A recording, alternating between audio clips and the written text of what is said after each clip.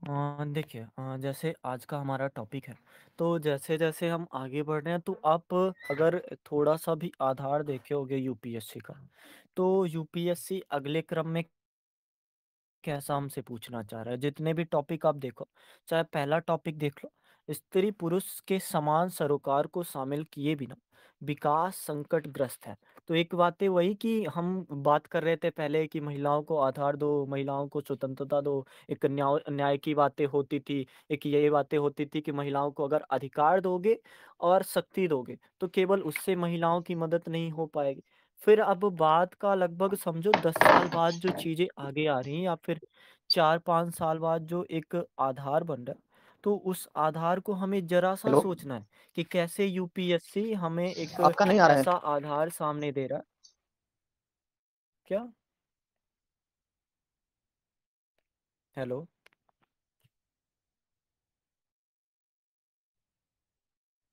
क्या हो गया?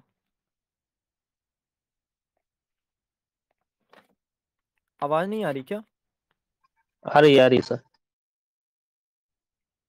हाँ, तो एक आधार हम यही समझेंगे कि अब स्त्री पुरुष समान सरोकार की बातें करना चाह रहा है कि अगर विकास करना है जैसे एक सॉलिड सा है अगर हमें सामने डायरेक्ट देखना है तो अगर स्त्रियां अभी वर्तमान समय में 1000 अनुपाते 1020 है ना तो उस आधार पर समझो अगर स्त्रियां पुरुष बराबर हैं तो उनके काम भी बराबर होने चाहिए तब जाके हम वास्तव में विकास कर पाएंगे नहीं तो ये विकास संकटग्रस्त ही होने वाला है अगर मतलब एक वर्तमान समय में औरतें एक उस काबिल हुई हैं तो इंसानों या फिर क्या बोलते हैं आदमियों को भी या फिर पुरुषों को भी समझना होगा कि ये बिना साथ के बिना मदद के ये दोहरी बोझ वाली स्थिति हो सकती है। ये दोहरी बोझ सिर्फ स्त्रियों के लिए नहीं होगी बल्कि ये दोहरा बोझ पुरुषों के लिए होगा और ये अंतर करना, ये भेदभाव करना, ये सब पुरानी बातें हो गई। अब साथ चलेंगे, साथ बढ़ेंगे और साथ एक विकास की दिशा तय करेंगे। तो इस आधार पर इस ट्रिक को हमें थोड़ा समझना चाहिए और इसमें जितने भी पॉइंट आप सोच पाओ, जितने भी मतलब अगर लक्ष्मीबाई को सहयोग ना किया होता उनके पिता ने तो वो चीज़ें मुश्किल होती और अगर जो एल्वा एडिशन हो गए या फिर गांधी जी हैं उनकी माँ ने अगर सहयोग ना किया होता तो उनके लिए वो चीज़ें दूभर होती। तो वही चीज़ें एक आधार की स्त्री पुरुष एक जब आप कमज़ोर हो तो हम ज़्यादा मदद कर दें, जब हम कमज़ोर हैं तो आप ज़्यादा मदद कर दो और जब दोनों बराबर हैं तो दोनों साथ मिलकर एक ऐसे रास्ते में चलेंगे। तो इसके ही इर्द-गिर्द आपका पूरा जितने भी कोटेशन आप बना सकते हो, जितने भी एक परिणाम कह सकते हैं, जितने भी आधार आपके दिमाग में आ सकते हैं, तो इसमें लिखा जाना चाहिए मेरे हिसाब से। और दूसरे टॉपिक पे तो हम बातें ही करेंगे।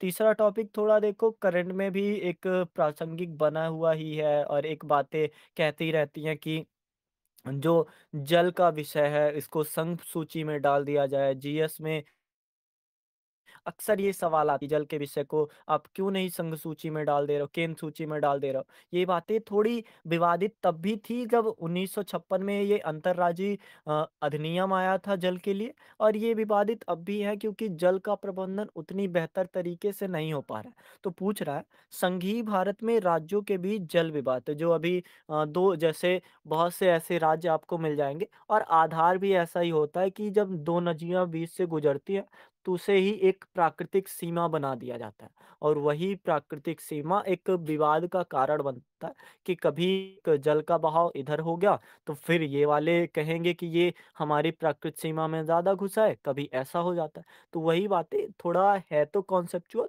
पर ये बहुत ज़रूरी टॉपिक है क्योंकि जल के बिना जीवन तो संभव नहीं है और जल का विवाद अगर बना रहेगा, जीवन संभव ना होने में तो एक दिक्कत वाली व्यवस्था है ही। और यूपीएससी ने अक्सर आप अगर पीवाईक्यू को खंगालोगे तो 4 से 5 बार आपको पिछले 10 सालों में ही जल से जुड़ी हुई बातें या फिर जल विवाद ना सही, एक नदी की बात ना सही लेकिन जल प्रबंधन की बातें ज़रूर कहेगा। जैसे आप देख लो हिमालय की नदियाँ सूख रही हैं, तो इससे क्या प्रभाव पड़ेगा? कर्नाटक की क्या बोलते हैं दक्षिण भारत में ये जो जल है ये अगर अपने क्या बोलते हैं उसको संचित का 17% बस रख पा रहा है, तो ये एक दिक्कत वाली बात है।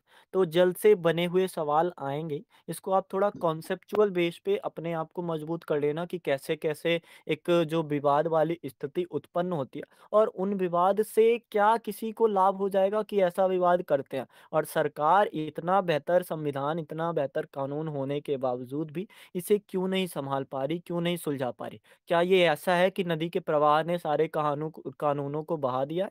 या फिर थोड़ी मतलब जो भी बातें आपको लगती हैं, वो सोच के इसके इर्द-गिर्द ही आप लिखोगे?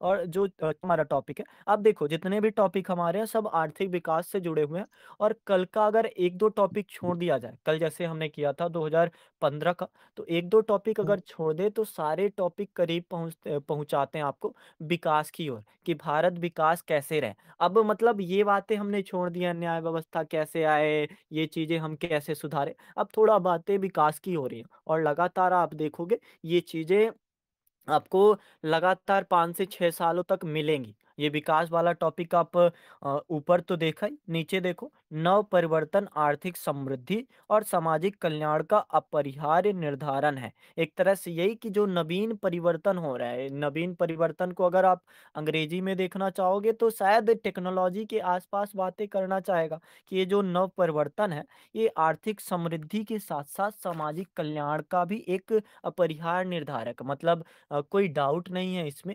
जैसे आप वर्तमान समय में एक क्वेश्चन देखते होंगे कि बुजुर्गों की देखभाल के लिए ये एआई तकनीक कैसे लाभकारी? आप ये भी देखते होंगे कि कृषि के लिए हो या फिर कहें कि एक समाज में जुड़ाव के लिए हो, जैसे वर्तमान समय में अभी हम लोग जुड़े हैं, एक परिवार के लोग अगर व्हाट्सएप ग्रुप से जुड़े हैं, तो ये सामाजिक रूप से जुड़ाव ही है और सामाजिक रूप से जुड़ा हुआ होना या फिर बहुत से ऐसे संगठन होते हैं, जातिगत संगठन होते हैं या फिर सामुदायिक संगठन होते हैं, तो ये नवपरिवर्तन आर्थिक समृद्धि और सामाजिक कल्याण का एक वास्तव में कह सकते हो कि रामबाण हो सकता है कि ये अगर हमारे पास बेहतर तरीके से उपलब्ध हो पाए इसका हम बेहतर तरीके से उपयोग, उपभोग कर पाएँ, तो वास्तव में ये हमें आगे बढ़ा देगा। और यही बातें थोड़ा विकास के आधार पर जितने भी क्षेत्र विकास हम अगर सोचेंगे कि जैसे नवीन पद्धतियाँ हैं पेड़ लगाने की और उनको पेड़ को बचाने की जैसे अंतरिक्ष तकनीकी है कि वृक्षों को कैसे देखभाल किया जाए, कैसे सुरक्षित किया जाए,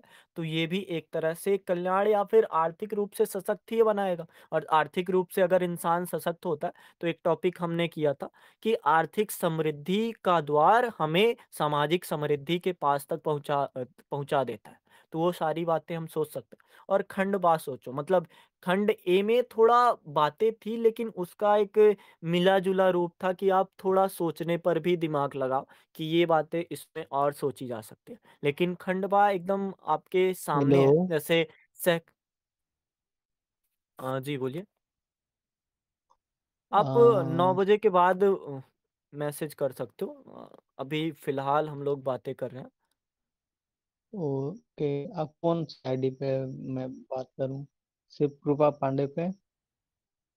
नहीं, आप इन पे कर लेना सिकंदर पे सिखू वन टू @situ1234 थ्री या फिर फोर अभी कर सकते हो। फ़िलहाल सिखू। आप ओके। अ, तो ठीक है। ये सारी बातें आप सोच सकते हो और उन बातों के आगे अगर जितनी भी टॉपिक पे फिर से आओ। सहकारी संघवाद मिथक है अथवा यथार्थवाद है? जो ये चीज़ें हैं, आप बिल्कुल एक पॉलिटी से रिलेट कर सकते हो। इसको ना तो कहीं इधर जाना है, ना कहीं उधर जाना है। बिल्कुल ये जो पूछा है क्वेश्चन कि वास्तव में जो है, जैसे एक मृग-मरीच का होता है ना, जो दिखता है वो होता नहीं और जो होता है वो दिखता नहीं। तो वैसी वाली बातें क्या ये जो सहकारी संघवाद हम कहते हैं, क्या वास्तव में सहकारी संघवाद है? इसको हम सत्य माने या फिर इसको हम मिथक ही माने रहें कि ये सच भी है, झूठा भी है या फिर इसके करीब है या फिर मिथक और यथार्थ का मिला-जुला रूप है। तो अगर आपका पॉलिटी में थोड़ा एक पकड़ मजबूत होगी, तो आप इसके काफ़ी करीब तक पहुँच सकते हो और आपको मतलब कंटेंट के नाम पर भी बहुत सारी चीज़ें मिल जाएँगी। बहुत सारे आपको कुछ जैसे सवाल होता है, क्या हमें अनुच्छेदों को डालना चाहिए? तो आप देख सकते हो क्वेश्चन बिल्कुल सॉलिड सा है। तो इसमें अनुच्छेदों का बताना आपके लिए बिल्कुल सहज है कि अब आप प्रश्न भी नहीं पूछोगे, आप आसानी से बता सकते हो कि हाँ, ऐसा किया जा सकता है।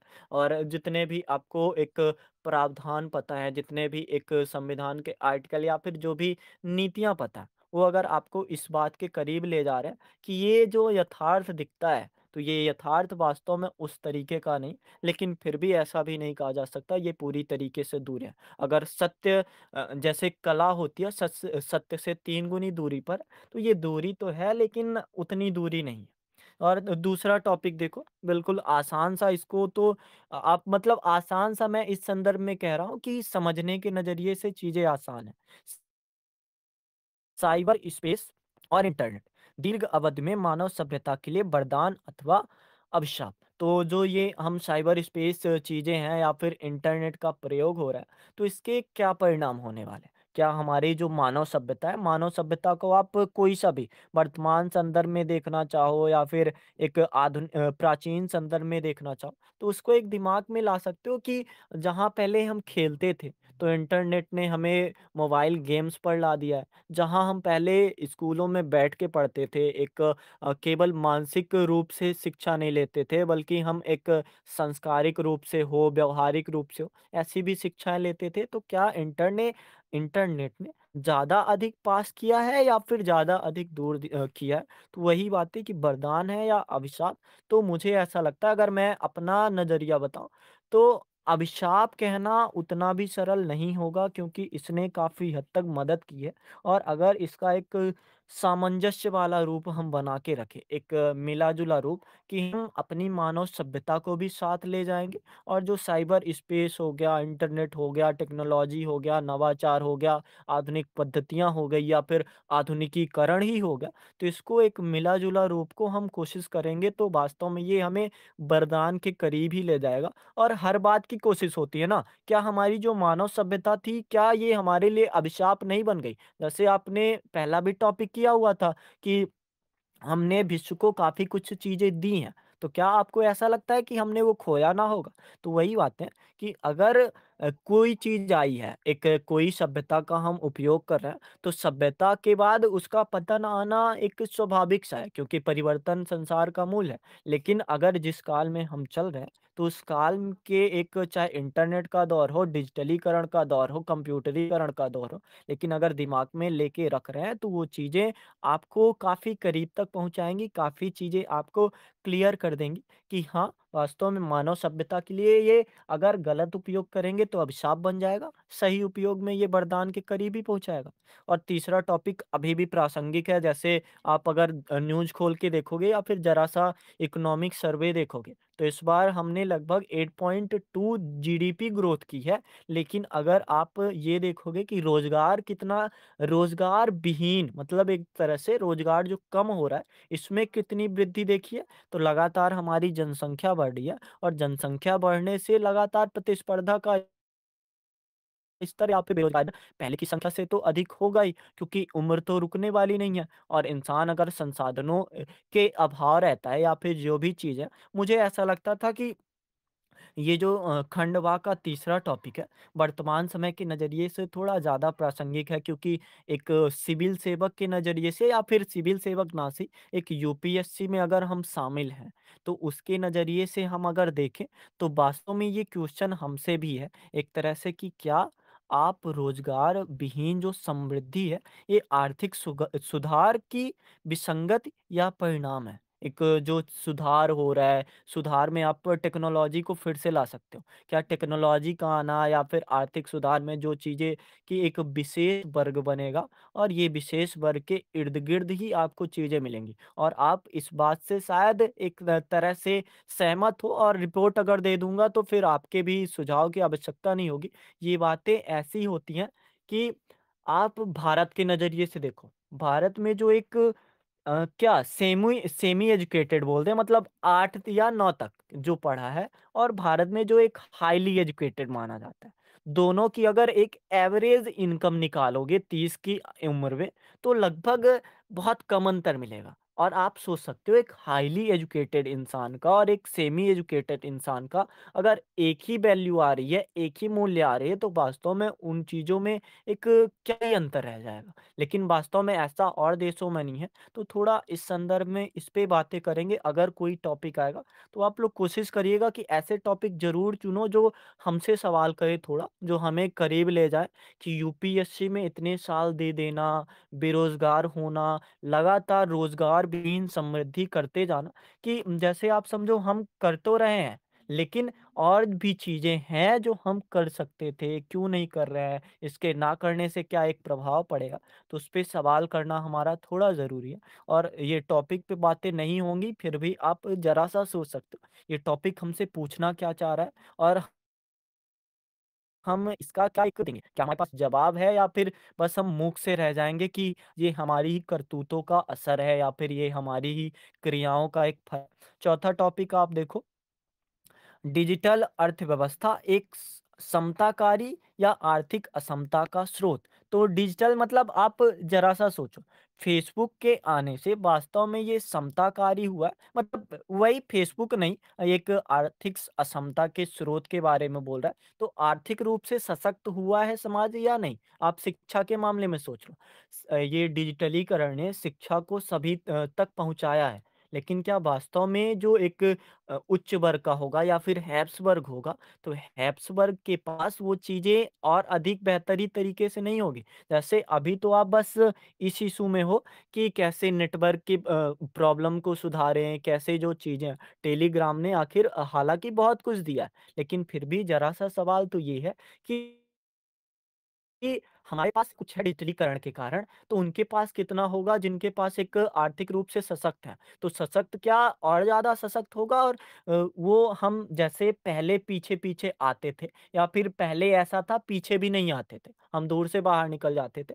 तो क्या वो बातें ऐसी हैं? क्वेश्चन भी पूछ रहा है, क्या ये एक समताकारी है या फिर आर्थिक असमता है कि हमको दूर कर रहा है ज़्यादा स्थिति में? पहले जो स्थिति थी अब थोड़ा पहले का सोचो। एक अमीर वर्ग के पास साइकिल होती थी, ठीक है? और एक गरीब के पास साइकिल नहीं है। लेकिन वर्तमान समय में ऐसा हो गया, एक अमीर वर्ग के पास फेरारी है और एक गरीब वर्ग के पास एक मोटरसाइकिल है जो काम चलाऊ है। तो क्या ये असमताएँ बढ़ी हैं? क्या ये जो आर्थिक असमता की बात करना चाह रहा है? तो ये चीज़ें आप थोड़ा दिमाग में ले सकते हो। अब थोड़ा हम दूसरे टॉपिक पे आते हैं और अगर आपको अभी तक इसमें जितने भी टॉपिक समझ आए, तो कुछ बताना चाहते हो तो बता सकते हो। कोई अगर बताना चाहे तो बता सकता है। जितने भी हमने 7 टॉपिक पे बातें की उसमें आपको अगर लग रहा है कि कुछ टॉपिक या फिर कुछ संदर्भ छोड़ दिए तो बता सकते हो आप। या फिर हम अपने दूसरे टॉपिक पे चलें।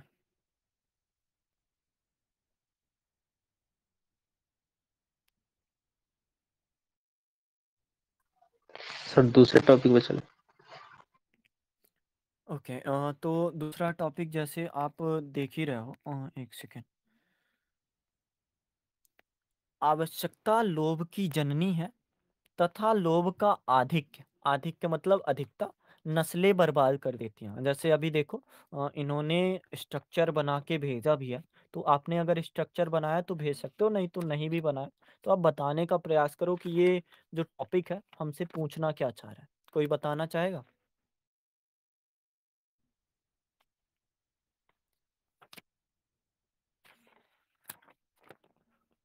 एनीवन? कोई भी अगर बताना चाहे तो बता सकता है।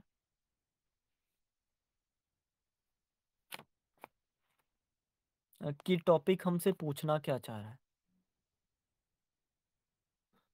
हरी जी आप बताओगे या फिर बरकत जी आप बताओगे? कि टॉपिक हमसे पूछ क्या रहा है वास्तव में अगर इसको हम ऊपर-ऊपर से देखें, तो बोल क्या रहा है? अगर मैंने तो बचपन में सुना था कि आवश्यकता आविष्कार की जननी होती है, तो ये टॉपिक पूछ रहा है कि आवश्यकता लोभ की जननी है। तो वास्तव में ये हमसे जो सवाल करना चाह रहा है, इसको अगर कोई बताना चाहे तो बता सकता है।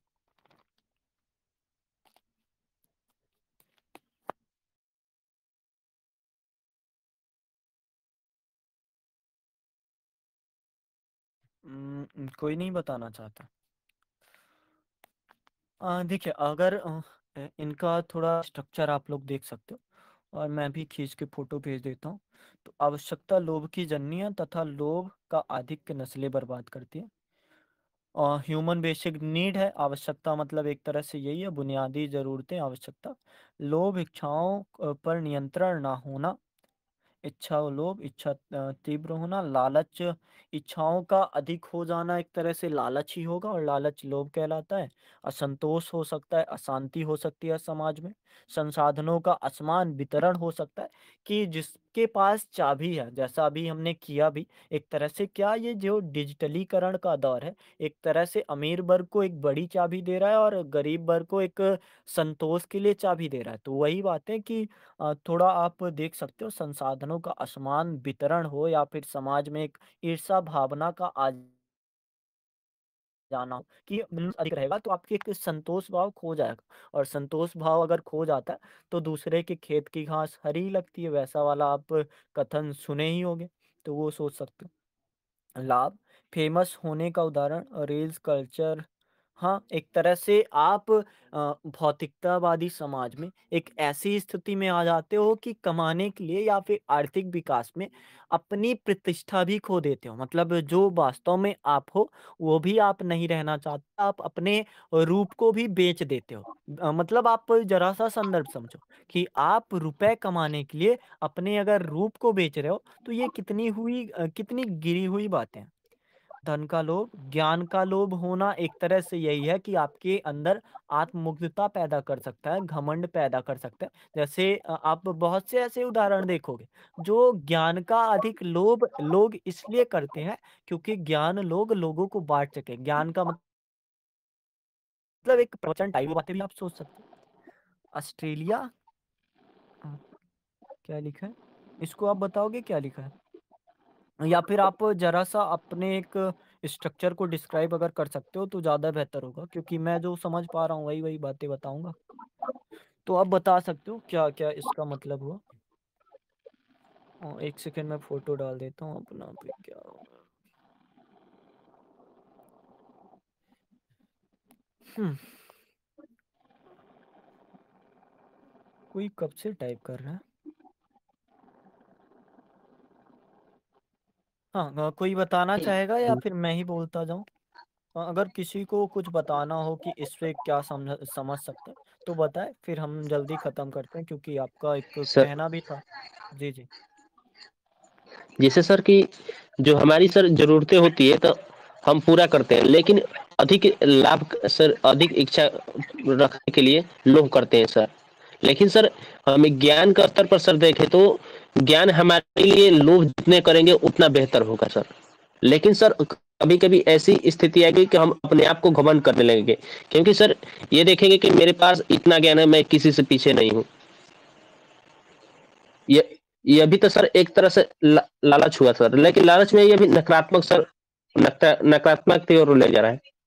हाँ, बिल्कुल, पॉज़िटिव पॉइंट भी हैं। जैसे अभी इनका देखिए क्या बोला, माखी गुड़ में गड़ी रहे, पंख लिए लपटाए, हाथ मले और सिर धुने, लालच बुरी बलाए। तो यही मतलब एक इंसान की एक मानसिकता है कि आपने अगर एक हाथ में रख लिया है, तो आप चाहोगे आपका दूसरा हाथ भी हाथ में भी कुछ आ जाए और दूसरे हाथ में भी अगर गुड़ आएगा, तो आपके दोनों हाथ एक चिपक से जाते हैं। तो वही वाली बातें होती हैं कि इंसान जब लोभ करता है तो ना तो एक उस चीज़ को वो पा पाता है, ना तो उस चीज़ को जैसे आप उसका उदाहरण देख सकते हो। जब छुछूंदर या फिर साँप जब छुछुंदर को खा लेता है, तो उसके दिमाग में ये होता है कि अब उगलूँ या फिर निगलूँ? निगलने पर भी उसकी मौत हो जाएगी, उगलने पर भी उसकी मौत हो जाएगी। तो वो वाली बातें हो सकती हैं। मनुष्य को सुव्यवस्थित रूप से जीवन जीने के लिए मूलभूत आवश्यकता होती है। इस आवश्यकता की पूर्ति के लिए मनुष्य लोभी बन जाता है। लोभ ऐसी तृष्णा है जिससे जीवन में धैर्य धारण करने की शक्ति का अंत हो जाता है। तो इस संदर्भ को ऐसे आप लोग समझ रहे हो कि जो लोभ है ये इंसान के धैर्य को खत्म कर देता है और धैर्य अगर खत्म हुआ तो वास्तव में बर्बादी की ओर ही हम बढ़ते हैं। ऐसा आप बताना चाहते हो। बढ़िया। और कोई इस संदर्भ को समझ रहा है कुछ? देश अधिकार क्षेत्र बढ़ाने के लिए दूसरे देशों पर आक्रमण, हाँ, इसको थोड़ा आगे बात कर लेंगे। अभी टॉपिक थोड़ा समझा दो, 2-3 मिनट अगर कोई बोल पाए कि टॉपिक क्या हमसे कहना चाह रहा है, थोड़ा और करीब से समझ जाएँ तो ज़्यादा बेहतर होगा कि नस्लें बर्बाद का मतलब क्या? कि हमारी सभ्यता का बर्बाद होना या फिर केवल एक इंसान का बर्बाद होना? जैसे आपने सुना भी होगा कि अगर एक इंसान या फिर एक टॉपिक यूपीएससी का ही है कि एक जगह की गरीबी दूसरे जगह की अमीरी के लिए नुकसान है। तो वो वाली बात है कि एक जगह की अमीरी दूसरे जगह की गरीबी के लिए क्या बोलते हैं उसको कारक है। तो ऐसी चीज़ें सोच सकते हो ना आप थोड़ा कि क्या ये नस्लें का बर्बाद होना एक समाज के बर्बाद होने जैसा है या फिर बस एक एक इंसान की बातें कर रहा है कि जो लोभ करेगा वो बर्बाद होगा, जो बेहतर करेगा वो निखर जाएगा, ऐसी वाली बात है। आपने ऐसी कहानियाँ भी बचपन में सुनी होंगी कि एक राजा था, उसके 3-4 बेटे थे, उसमें एक बेटा लोभ नहीं करता था, संतोष का उसको मतलब पता था, बाकी बेटे लालची थे, तो राजा के जो छोटा बेटा था, उसको सारी चीज़ें मिली। ऐसी मतलब कहानियाँ आपने सुनी होंगी काफ़ी। तो वो वाली बातें हैं कि जो लोभ नहीं करेगा, तो वो ज़्यादा बेहतर तरीके से काम कर सकता है और जो लोभ करेगा, उसको ना तो माया मिलेगी, ना तो राम मिलेगा, ऐसा वाला बात हो सकता है। प्रेमचंद के गबन नोबल एग्ज़ाम्पल में गबन आप हाँ, प्रेमचंद का जो उपन्यास है गबन, उसमें उसकी जो पत्नी होती है नाम मुझे नहीं आ आ रहा है, शायद रमानाथ की है। तो रमानाथ की पत्नी एक तरह से लोभ उसका नहीं, वो बस उसकी आकांक्षाएँ होती है कि उसके पास जितने अधिक से अधिक गहने आ जाएँ, उतने अधिक से अधिक गहने आ जाने चाहिए। लेकिन फिर उसके साथ ऐसा होता है कि वो एक भी गहने के लिए तरसती रहती है। तो वैसी वाली बात है कि आप जब कोशिश करोगे सब कुछ समेटने का, तो सारी चीज़ें बिखर सी जाएँगी। लोभ मनुष्य की विचार शक्ति को नष्ट कर देता है। विचार शक्ति नष्ट होने पर मनुष्य की लज्जा भी नष्ट हो जाती है। लज्जा नष्ट होने पर धर्म नष्ट होता है। धर्म के नष्ट होने पर संपत्ति नष्ट हो जाती है। संपत्ति नष्ट होने पर मनुष्य का विनाश हो जाता है। और मनुष्य का विनाश यही कि नस्लें बर्बाद हो। बढ़िया, टॉपिक आप सही से समझ रहे।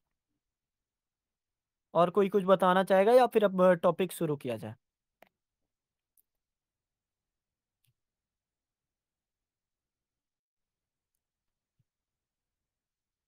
उम, शुरू सर के जी, जी। शुरू सर करिए। हाँ, बीच-बीच में सर तो कुछ बोल ओके।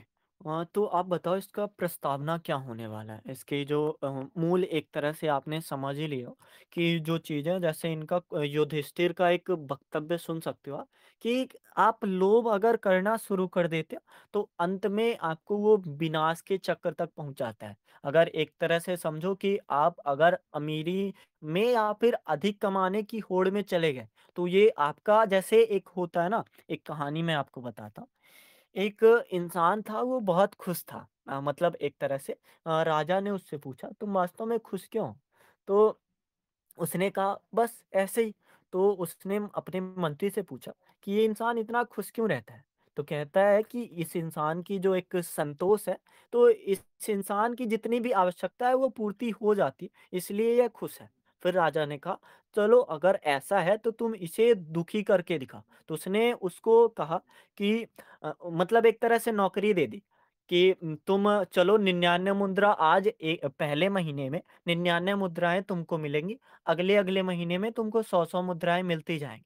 तो उस मनुष्य को 99 मुद्रा मिली, अब उसका दिमाग एक टेंशन में हो गया कि ये 99 100 क्यों नहीं हो रहा है? मतलब एक तरह से समझो पहले उसको ₹2 मिलते थे, 2 स्वर्ण मुद्राएँ में उसका काम हो जाता था। लेकिन जब उसको राजा ने 99 स्वर्ण मुद्राएँ की नौकरी दे दी, तो उसके दिमाग में ये आ गया कि ये 99 100 होना चाहिए और अगले महीने ऐसा हुआ कि 100 स्वर्ण मुद्राएँ तो मिली, लेकिन वो 100 मिलके हो गई 199। तो अब वो तो ये भी नहीं चाहता कि इस मुद्रा को खर्च कर दे कि उसकी मुद्राएँ 199 से घट के 100 हो जाएँ और वो ये भी कोशिश करता रहता है कि उसकी मुद्राएँ 200 हो जाएँ, तो ये भी नहीं हो पा रही। मतलब दोनों स्थिति में कि ना तो वो कम कर पा रहा है, ना तो वो ज़्यादा कर पा रहा है। स्थिति में मनुष्य एक आवश्यकता तो थी नहीं, लेकिन आवश्यकता जब लोभ की ओर बढ़ जाए या फिर लोभ का जब आधिक्य बन जाए, तो इस इंसान का पूरा एक संतुष्टि या फिर कहें कि उसका जो खुशीपना था, वो गायब हो गया। तो ऐसी बहुत सी कहानियाँ या फिर ऐसे बहुत से उदाहरण आप बता सकते हो, जो इस टॉपिक के करीब ले जाएँ। तो कोई और बताना चाहता है इसका इंट्रो क्या होगा तो बता सकता है। नस्लें, संपत्ति का लोभ, व्यक्ति के पद प्रतिष्ठा का लोभ, शिक्षा का लोभ। बढ़िया। मनुष्य की इच्छाएं असीमित हैं। एक बार एक आवश्यकता पूरी हो जाती है तो दूसरी पैदा हो जाती है। यह क्रम चलता रहता है। यह सच है, आवश्यकताएं ही हमें आगे बढ़ने के लिए प्रेरित करती हैं। लेकिन अक्सर ये आवश्यकताएं लोभ में बदल जाती हैं। लोभ मानव मन का एक ऐसा दोष है जो व्यक्ति को अंधा बना देता है। वह व्यक्ति अपने स्वार्थ के लिए किसी भी हद तक जा सकता है। इतिहास गवाह है कि लोभ ने कितने ही साम्राज्यों का पतन किया। महान सम्राटों ने भी लोभ के कारण अपना साम्राज्य खो दिया। बढ़िया। और एक तरह से थोड़ा आप ज्ञान के संदर्भ में समझो या फिर ये जितनी बातें इन्होंने लिखी है ना, थोड़ा आप ये भी समझ सकते हो। यूपीएससी ने एक सवाल किया था कि जो तुम्हारी एक आप पुराना टॉपिक देख लो 20 साल पहले वाला, कि निष्काम बौद्धिक जिज्ञासा ही यथार्थ जीवन सभ्यता का रस है। एक तरह से वो बौद्धिक जो जिज्ञासा है या फिर निष्काम बौद्धिक जिज्ञासा है, उसके लिए प्रेरित करता है कि तुम ऐसे लालच अगर कर रहे हो, जो तुम्हें आगे बढ़ने के लिए प्रेरित करते हैं, तो वास्तव में ये तुम्हारी नस्लें तो बर्बाद करेंगे, लेकिन ये तुम्हारी कुरीतियों की नस्लें बर्बाद करेंगे। ये जो तुम्हारी खराब चीज़ें हैं या फिर तुम जिसको अभी रहस्य समझ रहे हो, उस चीज़ को तुम यथार्थ रूप में देख पाओगे। तो ऐसा बर्बाद होना वास्तव में चलेगा। अगर इंसान को कहा जाए कि मैं आपकी सारी बुराइयाँ बर्बाद कर दूँगा, तो इंसान उस चीज़ से कोई मतलब एक क्या ही दिक्कत है उसको? आप अगर हमारी सारी बुराइयों को हरना चाह रहे हो या फिर लेना चाह रहे हो, तो आपका स्वागत है। लेकिन अगर कोई इंसान आपकी अच्छाई को लेना चाहता है, तो उस अच्छाई को देने में इंसान की दिक्कत होती है और वही चीज़ें होती हैं हम जकड़ के रखना चाहते हैं। और जकड़ के रखने के चक्कर में वो चीज़ें चाहे एक ज्ञान हो, चाहे एक संपदा हो, चाहे एक अधिकार हो, वो बिल्कुल चिपट सा जाता है और चिपट सा जाना आपके काम आएगा, ना तो दूसरे के काम आएगा। तो ऐसी वाली स्थिति हो जाती है। अ, आजकल लोग महँगे कारें, मुर्गी व किसान वाली कहानी, सोने के अंडे देने वाली। बढ़िया। ये कहानी तो लगभग सभी को पता होगी, डिस्क्राइब करने की ज़रूरत नहीं है वैसे। आजकल लोग महँगे कारें, बड़े-बड़े घर और नवीनतम गैजेट्स खरीदने की होड़ में लगे रहते हैं। हाँ, एक आधुनिकतावादी या फिर भौतिकतावादी समाज हो चुका है। इस समाज का सबसे बड़ा यही है कि उसकी आवश्यकता लोभ तक जाती है। चाहे आप एक नौकरी के रूप में देख लो। अगर आपने सुना होगा आस-पास कि मैं जो नौकरी करता हूँ ना, तुमको पता है इस नौकरी में बिल्कुल काम नाम की चीज़ नहीं है, बस जाता हूँ, चला आता हूँ। तो क्या ये वास्तव में एक शिथिलता नहीं है? अब टॉपिक जितने अभी हमने 7 टॉपिक में बात की है, तो क्या ये जो है तो एक सामाजिक कल्याण की ओर ले जा रहा है? या फिर क्या ये हमसे चीज़ें छीन रहा है? चीज़ों को हम थोड़ा आधार में समझ सकते हैं कि कैसी-कैसी बातें हो सकती हैं। परिवार के साथ, दोस्त के साथ, स्वास्थ्य के साथ, जैसे अगर अधिक खाने की चाह हो गई, आपके सामने अगर अधिक अच्छा भोजन रखा है, तो आपकी चाह होगी कि आप अधिक से अधिक खा लो। तो क्या आपकी ये एक तरह से नस्लें का जगह छोड़ दो, आप मांसपेशियाँ नहीं बर्बाद कर देगा? तो वो वाली शिव बातें आप भाई, सोचो। जी, उस दिन का एशिया कप हेलो। मैं बोल रहा हूँ कि उस दिन का ऐसे का मैराथन क्लास कहाँ है? पिंड में होगा, आप चेक कर सकते हो। भास्कर चेक सर किया ने नहीं पिन है। किया था। अ, 1 सेकंड। डेट कब थी? डेट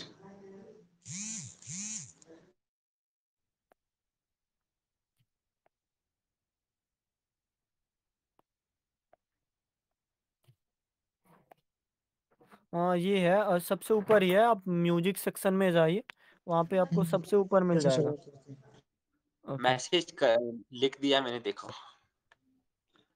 अरे वेलकम भास्कर जी, कहाँ हैं आप? आप भास्कर जी हैं क्या?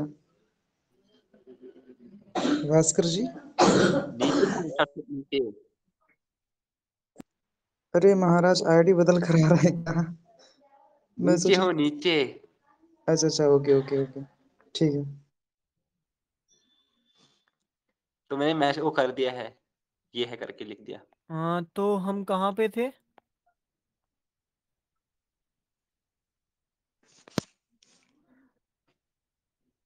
हेलो। कौन सी बातें कर रहे थे अभी? संदर्भ भूल गया मुझे।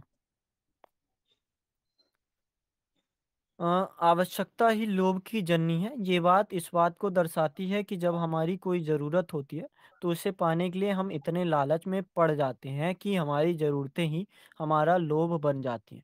जैसे-जैसे हमारी इच्छाएँ बढ़ती जाती हैं, वैसे-वैसे हमारा लोभ भी बढ़ जाता है। सरल शब्दों में, जब हमें कुछ चाहिए होता है, तो हम उस चीज़ को पाने के लिए बहुत ज़्यादा अ, चाहने लगते हैं, एक आतुर हो जाते हैं। वही वाला भाव कि जब कोई चीज़ें एक बार मिल जाती हैं, चाहे वो आनंद हो, चाहे वो सुख हो, तो उस सुख की कामना हम बार-बार करने लगते हैं और ज़रा-सा दुःख मिला तो एक वैसा वाला भाव कि मेरे साथ अच्छा नहीं हो रहा है या फिर मेरे साथ बुरा हो रहा है। तो यही चीज़ें आवश्यकता अगर है, तो एक तो ये होगा कि आपकी पूर्ति होगी, लेकिन दूसरी चीज़ें जब पूर्तियाँ नहीं होती, तो एक दिमाग में एक प्रेशर वाली बात हो जाती है या फिर दिमाग के साथ मानसिक रूप से इंसान कमज़ोर हो जाता है, वैसा सोच सकते हैं। हाल के सर्वेक्षण के अनुसार अधिकांश लोग मानते हैं कि पैसा खुशी का सबसे बड़ा कारण है। बढ़िया।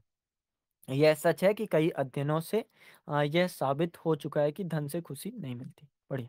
मनुष्य का लोभ कुछ प्राप्त होने पर समय के साथ बढ़ जाता है। आप थोड़ा इंट्रो का बताइए कि इंट्रो क्या हो सकता है? फिर उसके बाद धीरे-धीरे बातें कर लेंगे कि कैसे-कैसे जो मैंने स्ट्रक्चर बनाया, उस पे ही ज़रा-सा बातें करेंगे हर संदर्भ में। तो अगर कोई और बताना चाहता है कि क्या है या फिर जो कहानियाँ हैं या फिर जो भी बताना चाहो। सबसे बड़ी समस्या इच्छाओं का अनंत होना है।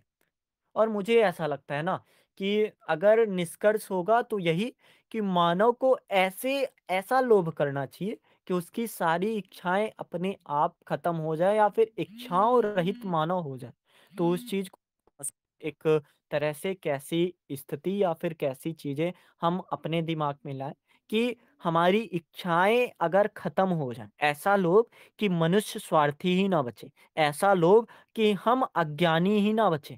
ऐसा लोभ कि हम लोगों की मदद एक वैसी वाली विचारधारा कि साईं इतना दीजिए जामे कुटुम्ब समाए, मैं भी भूखा ना रहूं साधु न भूखा जाए।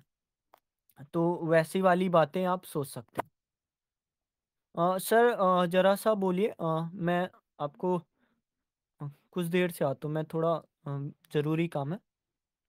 हेलो, आप हो यहाँ पे?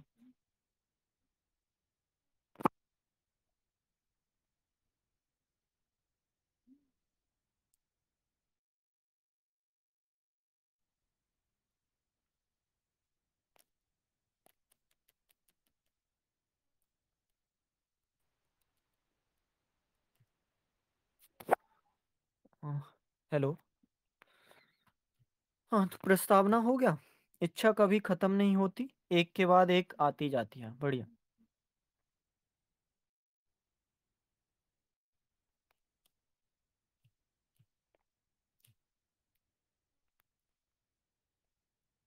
अ, और कोई इंट्रोडक्शन बताना चाहता है या फिर हम लोग शुरू करें? बस अब हो गया। जैसे एक तरह से कि जो पाया है उसे छोड़कर जो खोया है उसको करेंगे। ऐसी वाली बातें आप बता सकते हो या फिर ये वाली बातें कि अधिकार का ऐसा होना या फिर एक तरह से हम दूसरे के अधिकार को छीनना ही अपना अधिकार बना लेंगे। तो वैसी वाली बातें जो भी आप करना चाहते हो उससे शुरू कर सकते हो। और इस ऐसे का एक संदर्भ लगभग ऐसा ही होगा कि आवश्यकता लोभ की जननी तो है, लेकिन ये जननी आविष्कार की ओर जाए। अगर आविष्कार होगा तो वास्तव में और लोगों की आवश्यकता पूरी होगी और हमें उसी के करीब तक ले जाना है। तो हमारी भूमिका में इसका एक इर्द-गिर्द वाला रूप कि हाँ, ये चीज़ें थोड़ी अलग हैं, ये चीज़ें थोड़ी वैसी हैं, पर फिर भी हम अगर आवश्यकता को आविष्कार की जननी बनाएँ, हमें अगर लोभ भी है, तो लोभ ऐसा हो कि जो दूसरों की ज़रूरत भी पूरी करता। ऐसा भी मानव तो हो सकता है ना, जो एक तरह से अपनी भी ज़रूरतें पूरी कर रहा है और दूसरों की ज़रूरतें भी पूरी कर रहा है और उसको लोभ है कि वो और पूरी करता रहे। तो ऐसे लोभ तक हमें अपने ऐसे को ले जाना है। तो अब कोई टॉपिक बताना चाहता है तो बता सकता है। लालच सभी बुराइयों की जननी है। इसका तात्पर्य यह है कि समाज के सामान्य मुद्दे या विशेष रूप से कोई विशिष्ट मुद्दा लालच के कारण ही उत्पन्न होता है। राजनीतिक लोग जनता के सामान्य मुद्दे पर नकारात्मक प्रभाव का होना, योजनाओं का सुचारू रूप से कार्यान्वयन ना हो पाना, आर्थिक लोभ, संसाधनों पर दबाव होना, सामाजिक लोभ, असमानता का जन्म होना, ऐसी बातें।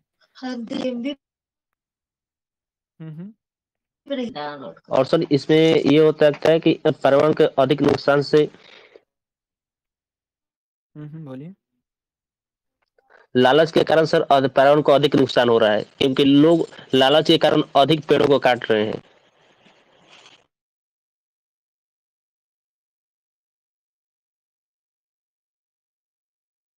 हाँ, तो यही सारी बातें एक तरह से अब इसको अगर प्राकृतिक नज़रिए से देखें, तो वास्तव में यही बातें हम प्रकृति के साथ जो कर रहे हैं, तो ये लोभ ही कर रहे हैं। जैसा इन्होंने लिखा ये मतलब एक तरह से बौद्ध धर्म का सबसे करीब का है कि इच्छा ही दुखों का कारण है। मतलब जो लालच होता है, लालच ही तृष्णा के करीब या फिर जो भी आप समझ पाओ, तो उनके करीब हम अब संदर्भ में आगे बढ़ते हैं कि क्या-क्या सोचा जा सकता है। जैसे इन्होंने पर्यावरण का संदर्भ लिया।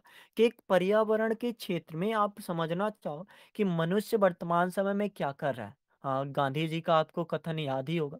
तो वो कथन से संदर्भ आप समझ सकते हो। अगर मानव ने बनाना सीख लिया है पेड़ों से नौकाएं, मानव ने बनाना सीख लिया है पेड़ों से घर, तो मानव और घर बनाना चाहता है और नौकाएं बनाना चाहता है और चीजें प्राप्त करना चाहता है। संसाधन वैसा करना चाहता है कि ये हमारे संदूक में आ जाए, और संदूक में आ जाने का वही है कि आप संदूक में तो भर लिए और संदूक को चेक नहीं कर रही, सड़ा या फिर बचा, तो ना तो फिर आपके पास वो बचता है, ना तो आपके पास वो रहता है। तो ऐसी वाली बातें हो जाती हैं। अ, और लोभ की राह में हर कदम मुश्किलों से भरा है, कभी भी इसका अंत नहीं, बस और अधिक है। नस्लों की बर्बादी की शुरुआत यहीं से होती है, जहां हद से ज्यादा इच्छा हर चीज को खो देती है। बढ़िया। किसी भी प्रसिद्ध कोट से शुरू कर सकते हैं, जैसे माया मुई न मन मुआ, मरी मर गया शरीर, आशा तृष्णा ना मोई, यह कहे गया कबीर। तो ऐसी बातों से भी शुरू कर सकते हैं। बढ़िया। आज के समय में भी लोभ का प्रकोप कम नहीं हुआ है। धन, सत्ता, प्रतिष्ठा के लिए लोग अनेक प्रकार के अपराध करने से नहीं चूकते। हाँ, राजनीति के संदर्भ में आप जरा सा समझो, तो ऐसा कथन आप महाभोज में आपको आसानी से मिल जाएगा। और महाभोज का वो कथन आप एक व्यवहारिक रूप में भी दिख सकते हो कि खाद में या फिर इंसानियत की खाद में जो सत्ता की कुर्सी होती है ना, वो वहीं पर अच्छे से जमती है। तो इसको आप समझ सकते हो। हाँ, और कोई कुछ बताना चाहता है? एक्चुअली थोड़ा कॉल आ गया था और थोड़ा भटक गया टॉपिक से, फिर भी कोशिश करेंगे अब करीब से पहुंचने की। तो जैसे इन्होंने राजनीति का संदर्भ बताया, एक पर्यावरण के परिप्रेक्ष्य में हम देख ही सकते हैं। एक संबंध रूप में अगर दिखाना चाहे, तो संबंधों की अधिकता में या फिर कहें कि इंसान जब खुद ही चाहता है कि खुद ही खाए, खुद ही बनाए, तो वैसी वाली बातें एक आप समझो कि आपको अधिकार तो दिया गया है, लेकिन आप अपने उत्तरदायित्व नहीं समझ रहे हो, तो वो चीज़ें खोखली सी हो जाएँगी कि इंसान अपने उत्तरदायित्व नहीं समझ रहा है, केवल अधिकार माँग रहा है, तो वो एक लोभ की श्रेणी में आएगा। वो दूसरों के अधिकार का हनन तो करेगा, लेकिन बहुत सी ऐसी नस्लें भी बर्बाद कर देगा या फिर सभ्यताएँ भी बर्बाद कर देगा। जैसे आप मेसोपोटामिया की सभ्यता हो गई, सिंधु घाटी सभ्यता हुई। उनके अगर खत्म होने का कारण या फिर वर्तमान समय में जो एक प्रदूषण हो गया, जैसा इन्होंने लिखा भी, तो प्रदूषण के आने का कारण, एक स्वच्छता के खत्म हो जाने का कारण क्या ये नहीं है कि हमने इस लालच को अधिक किया या फिर लालच को काफ़ी हद तक बढ़ा दिया? क्या ये नस्लें बर्बाद नहीं कर रही? तो इन बातों को थोड़ा आप संदर्भ में ला सकते हो। पॉसिबल है प्रयास के बाद। इच्छा कभी खत्म नहीं होती। तो एक संदर्भ जैसे मतलब है तो ये निष्कर्ष की बात कि वास्तव में है इच्छाएँ कभी खत्म नहीं होती। तो जब इच्छाएँ खत्म नहीं हो रही हैं तो क्या हम इसको संपादित ना कर लें? ऐसी इच्छाएँ कर लें जिसमें मनुष्य, मनुष्य बनने की इच्छा करने लगे। मतलब एक मानव का मानव बनने की इच्छा वास्तव में एक अच्छी इच्छा है, क्योंकि हमारे थॉमस हॉब्स भी कहते हैं मानव स्वार्थी होता है, और स्वार्थ अगर होगा तो वास्तव में एक वही वाला कि व्यक्तिवाद दर्शन आएगा या फिर हम अपने आप को श्रेष्ठ समझने लगेंगे। तो स्वार्थ का ऐसा हो जाना कि वो उपयोगितावादी दर्शन तक पहुँचे कि बहुत लोगों के लाभ को या फिर बहुत लोगों की आवश्यकता को हम पूरा करने लगे। है निष्कर्ष की बात, तो इसको थोड़ा बाद में डीप से बातें कर लेंगे। आवश्यकता हमें संतुष्टि देती है, लेकिन लोभ केवल खालीपन बढ़ाता है। आवश्यकता वह बुनियादी चीज है जिसे हम जीने के लिए जरूरी मानते हैं। यह केवल जीवित रहने के लिए होती है, जैसे भोजन, पानी, कपड़ा। उदाहरण के लिए अगर हमें घर में खाने के लिए एक रोटी चाहिए, तो वह हमारी आवश्यकता है। आवश्यकता सीमित होती है और इसके बिना जीवन का अस्तित्व संभव नहीं है। उदाहरण के तौर पर आपने देखा ही होगा कि एक किसान अपने खेतों में मेहनत करता है ताकि वह अपनी रोजमर्रा की आवश्यकता को पूरा कर सके। उसे केवल भोजन और पानी की आवश्यकता होती है, लेकिन वह अपनी मेहनत से संतुष्ट होता है। आवश्यकता में ही सुकून है। बस यही समझ लो, लोभ का रास्ता दुखों से भरपूर है। ये देख लो। बढ़िया। और लोभ के कारण भ्रष्टाचार, हाँ, भ्रष्टाचार की बातें जैसे अभी राजनीति तो इसी से जुड़ा बात है कि जो लोग हैं, तो राजनेता वर्ग, तो राजनेताओं वर्ग को हमारी टूटी हुई झोपड़ियां नहीं दिखती। उनको अपने जो महल है, उस महल की छोटी सी एक खरोंच दिखती है। तो उस खरोंच को भरने के चक्कर में वो हमारी झोपड़ियां तोड़ देते हैं। तो ऐसे आरोप प्रत्यारोप आप लगा सकते हो। लालच ने साम्राज्य को प्रारंभ में फुलाया फैलाया, परंतु साम्राज्य के विनाश का कारण भी लालच ही बनता है। 7 बजे इसलिए नहीं होता क्योंकि 7 बजे तक मैं पढ़ाता ही रहता हूँ, इसलिए। और कोई अगर कुछ और बताना चाहे, कोई सा, हाँ सर, कुछ वस्तु का प्रदर्शन भी ऐसा किया जाता है बाजार में, मेला, जो इच्छा शक्ति को बढ़ावा दे। हाँ, यही हमारी हेलो। एक। जी जी।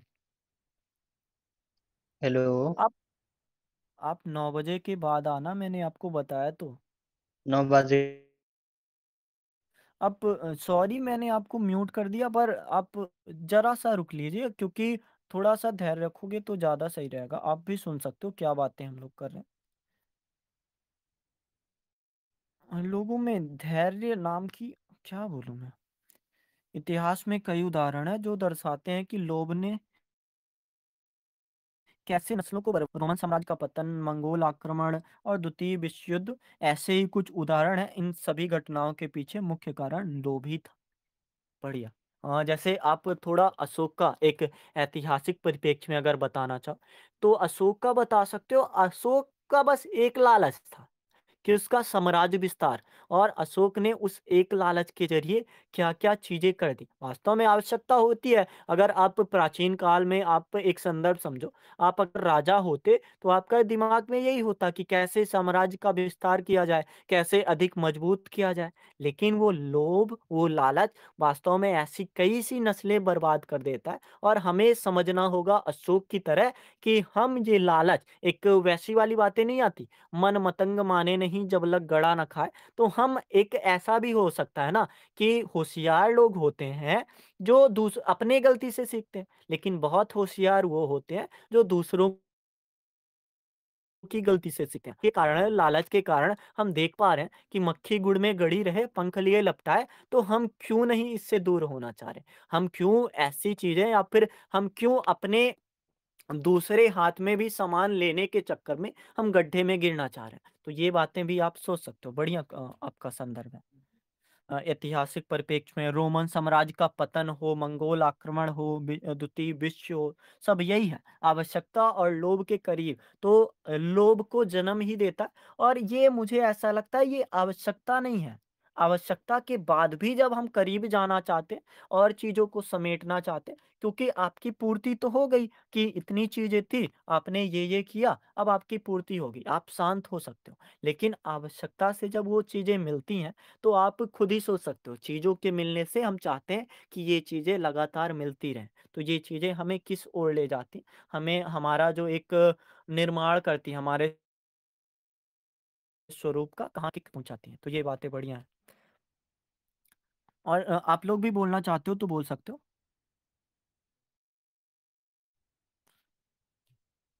आवश्यकता और लोभ दो ऐसे शब्द हैं जो मानव जीवन से अटूट रूप से जुड़े हुए हैं। आवश्यकता वह है जो जीने के लिए अनिवार्य है, जैसे भोजन, पानी, आश्रय। वह लोभ एक ऐसी भावना है जो अधिक पाने की तीव्रता। हाँ, वही कि आप अगर दो कपड़े में रह सकते हो, तो आप चाहते हो एक आलीशान बंगला भी बन जाए। तो वही चीजें हैं कि हम अपने एक आपने कथन सुना होगा ना कि चादर जितनी है उतनी ही टाँगें पसारनी चाहिए। तो वो बातें हम नहीं समझते हैं। हम चाहते हैं कि चादर और बड़ी होती रहे और वही बातें आपको निबंध में भी लिखनी होगी कि हमारा जितना चादर है, अगर वैसा होगा तो चादर फटने नहीं वाला है। लेकिन अगर हम कोशिश करेंगे लगातार चादर से पैर बाहर निकालने की तो ठंड लग सकती है या फिर कुछ भी जो भी संदर्भ समझ सकते हो, तो वैसी वाली बातें हो जाती हैं। और कोई?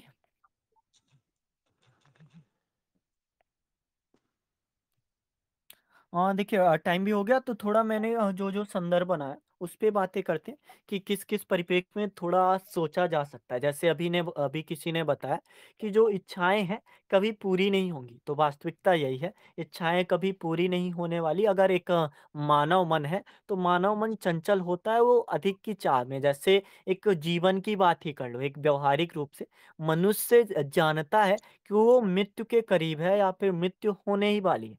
लेकिन मनुष्य चाहता है कि वो जीवन में अधिक जिए कौन नहीं चाहता? मैं खुद चाहता हूँ कि आज मेरी मृत्यु ना हो। लेकिन ऐसी बातें हैं कि मनुष्य को अगर पता चल जाए कि लोभ अगर छोड़ देंगे, अगर हम जीने के लिए आज मर गए, जैसे कबीरदास का एक आपको कथन याद है? मतलब उस दिन जो टॉपिक था कि महिमा की राहें कब्र तक। तो अगर आप जीने से पहले मर गए, तो वास्तव में आप फिर कभी मरोगे नहीं। तो ऐसी बातें आप सोच सकते हो कि लोभ करो, लेकिन लोभ का आधार भी थोड़ा एक प्रासंगिक हो, उपयोगितावादी हो, जो काफ़ी और लोगों के लिए साईं इतना दीजिए वाला भाव कि हम दूसरों को भी देख सकें, ऐसा लोभ कि आपके पास ऐसा चीज़ें या फिर ऐसी व्यवस्थाएँ आ जाएँ, ऐसे संसाधन आ जाएँ कि आप लोगों को भी बाँट सको। अपराध की प्रवृत्ति भी लगभग ऐसी बढ़ती है, एक शॉर्टकट की नीड समझो कि शॉर्टकट में अगर हमें बहुत सी सारी चीज़ें मिल रही हैं, तो वो चीज़ें थोड़ा एक आधार को बनाएँगी ना कि हम ऐसे और से शॉर्टकट बनाएँ जो हमें सफलता के करीब तक पहुँचाते हैं। और सफलता के करीब तक पहुँचाना क्या हमें विफलता के करीब नहीं पहुँचा देगा? तो वैसी बातें आप सोच सकते हो। सर टू द पॉइंट लिखे थोड़ा फिर उससे पूरा निबंध लपेट लेंगे। बढ़िया। सर वो सब राजा चाहता है कि साम्राज्य बढ़े तो अशोक भी चाहते थे बट उसे लोभ बोल सकते हैं। हाँ, बिल्कुल। हाँ, ऐसे लिखो जैसे निबंध लिख रहे हो। निबंध का वही एक प्रवाह है और अगर पढ़ने में एक प्रवाह आ रहा है तो आपको भी मज़ा आएगा। मतलब ऐसा देखना कि आपने जब निबंध लिख लिया है, निबंध को पढ़ने में कहीं पे दिक्कतें हो रही हैं, कहीं पे फ्लो टूट रहा है, वो फ्लो टूट सकता है एक त्रुटि के माध्यम से भी कि आपने छोटी गलती कर दी। अब उस गलती में ही आपका दिमाग अटक गया कि ये गलती की है, ऐसी गलती तो मुझे पता है नहीं करनी चाहिए, तो वहाँ पे फ्लो थोड़ा टूट सकता है। जैसे अभी हम लोग बातें कर रहे हैं, तो बीच-बीच में जो फ्लो टूट रहा है, उसके कारण थोड़ा फ़र्क भी पड़ रहा होगा, आप लोग भी देख ही रहे होंगे। तो उन चीज़ों को हम समझ सकते हैं। और आप जो लिख रहे हो आप बोल सकते हो क्या अभी या फिर अभी नहीं बोल सकते? Yes sir. जी, जी, बोलिए सर इन इस ऐसे का जो है अर्थ है कि जो आवश्यकताएं जो है, एक सेकंड सर हम इसे देखे नहीं है। हाँ, आवश्यकताएं जो है वो लोभ की जननी है तथा लोभ का अधिक जो है मतलब वो नस्लें बर्बाद करता है, ठीक है।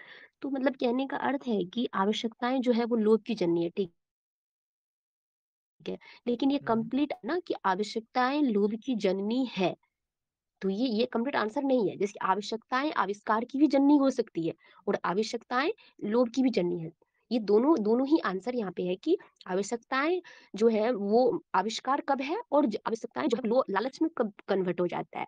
तो कहने का अर्थ है कि सबसे पहले आवश्यकताएँ क्या है? आवश्यकताएँ हमें क्या चाहिए कि हमें हमें हमें अच्छा भोजन मिल जाए, पहनने को कपड़े मिल जाए, रहने के लिए घर मिल जाए, अच्छी शिक्षा मिल जाए, सुरक्षा मिल जाए, कुछ अच्छे हमारे अच्छे मतलब गवर्नेंस जो है वो हमारा अच्छा हो, सुशासन है, सुरक्षा मिल रहा है। इतना ठीक है। लेकिन जब इनसे ऊपर की चाह हमारी होने लगती है कि अब एक घर की नहीं, हमें 2 घर चाहिए, हमें एक जगह नहीं, हमें 3-4 जगह मतलब हमें ज़मीन चाहिए, मकान चाहिए, ये चाहिए, वो चाहिए। तो वो चीज़ें जो है लालच में कन्वर्ट हो जाती है और फिर हमारे पास सब कुछ रहते हुए भी ना हम क्या करते हैं ना उस चीज़ को हम सेलिब्रेट नहीं करते हैं। उस चीज़ को सेलिब्रेट करना भूल जाते हैं। मतलब जितनी चीज़ें वो चीज़ें जो है हम सेलिब्रेट करना ही भूल जाते हैं। अब यहाँ से देखते हैं कि लालच जो है वो कैसे इफ़ेक्ट करता है हर चीज़ को। आज हम देखते हैं हिस्ट्री से स्टार्ट करते हैं। हिस्ट्री में क्या हुआ था? लालच की वजह से जितनी भी युद्ध हुए, जितना भी हुआ, आज हमारा इंडिया जो इतना पीछे चल रहा है, वही लालच था ना। यूरोपियंस जब आए थे इंडिया में, उस टाइम की उसकी नीड थी, ठीक है? वो आए थे व्यापार करने के लिए, लेकिन फिर क्या हुआ था? वही लालच की, अरे उनको लगा कि यहाँ से तो बहुत सारे मसाले ये सब फायदा हो रहा है, चलो इसकी अगर पूरा का पूरा इंडिया पे अगर अपना प्रभुत्व जमा लेंगे तो कितनी हमें हमें फायदा होगा। तो लालच ही था जो वो आज, मतलब हम वो उस चीज को आज हम पढ़ते हैं मॉडर्न हिस्ट्री में कि कितने अच्छे से हमें बताया गया है कि वो लालच के कारण वजह से हम कितना आज उस चीज से पीड़ित हुए, ठीक है? उसके बाद वहाँ हिस्ट्री में तो सबको पता है। पॉलिटिकल चीजें में आज लालच ही है जो हम, क्या होता है कि भ्रष्टाचार, भ्रष्टाचार का रूट क्या है? करप्शन का रूट क्या है? करप्शन कोई ऊपर ऊपर नहीं चल रहा है, करप्शन का कारण ही है, करप्शन जो हो रहा है ना, उसके पीछे का कारण लालच ही है। आज वो नेता जो भी कुछ करते हैं या कोई भी, चाहे वो ऑफिसर्स हो, कुछ भी हो, वो सब उसका लालच ही है। उसके अंदर का लालच है जो उसको करप्शन करने पर जो है उतारू करता है। जैसे उनको उनकी सैलरी कितनी अच्छी है, आज गवर्नमेंट कितनी अच्छी सैलरी देती है, 60,000 जो है पर मंथ मिलता है। उतने में बहुत अच्छे से उनकी बच्चे की पढ़ाई सब कुछ होगी, लेकिन क्या है ना कि उनको उनसे खुशी नहीं मिल रहा है। उनको लग रहा है कि नहीं, और भी मतलब कुछ मिल जाए तो अच्छा रहेगा। और करप्शन का डायरेक्ट जो है संबंध हमारा वो लालच से ही है। करप्शन का अगर रूट देखे ना तो वो लालच ही है। अब आगे चलते हैं कि जैसे लालच क्या-क्या है, मतलब जैसे कभी क्या होता है कि हमें पोस्ट का लालच होता है कि चलो आईएएस बन गए ना, अब डीएम बनना है। अब वो चीज़ जिन जो उसको मिल गया है ना, वो चीज़ को उसको सेलिब्रेट नहीं करेगा। अब उसका चारों तरफ का दिमाग चल रहा है कि कैसे करके डीएम पोस्ट मिल जाए बस। फिर डीएम बन गया ना, उसको लगेगा कि हमको सेक्रेटरी बनना है, फिर मंत्री बनना है। मतलब वही चीज़ें, वो अपना उत्तरदायित्व भूल करके जो आज वो कितने लोगों की लाइफ को बदल सकता है, एज़ अ ऑफिसर कितनी भी हम सवार सकते हैं, लेकिन नहीं, वो लालच ही है जो उसको बस चारों तरफ से उसको जकड़ करके बस अब तो बस आगे बढ़ना है, आगे बढ़ना है, आगे बढ़ना है। और उस चक्कर में वो चीज़ें जो उनको मिली है, उनको सेलिब्रेट करना भूल जाते हैं। मतलब बहुत सी चीज़ें बर्बाद कर देते हैं। यहाँ से ये हो गया। उसके बाद ज्योग्राफिकल चीज़ें, ठीक है? पृथ्वी हमको पानी दी, ठीक है? हम क्या दिए? Water pollution. पृथ्वी हमको मिट्टी दी, हम क्या दिए उनको? Soil pollution. पृथ्वी हमको दिया था इतनी सुंदर हवा दिया, सब कुछ दिया, हम उनको क्या दे रहे हैं? Air pollution, global warming. ये सब चीजें जो है वो क्या है? लालच का कारण है। अगर हम ये बोलेंगे कि ये हमारी आवश्यकताएं थी, तो आवश्यकताएं थी तो फिर ये पॉल्यूशन कहाँ से आया? पॉल्यूशन होने का तो कोई वजह ही नहीं था। वॉट कितनी अच्छी चीजें हमें मिल रही थी, हमें वाटर मिल रहा था, इतनी अच्छी सब कुछ, लेकिन वो लालच ही था जो आज पॉल्यूशन में कन्वर्ट हो गया। वाटर पॉल्यूशन, ये सॉइल पॉल्यूशन, उसके बाद ध्वनि प्रदूषण, मतलब कितनी चीजों को हम आज करके बैठ गए हैं कि अपनी अब भविष्य अंधकार में लग रहा है।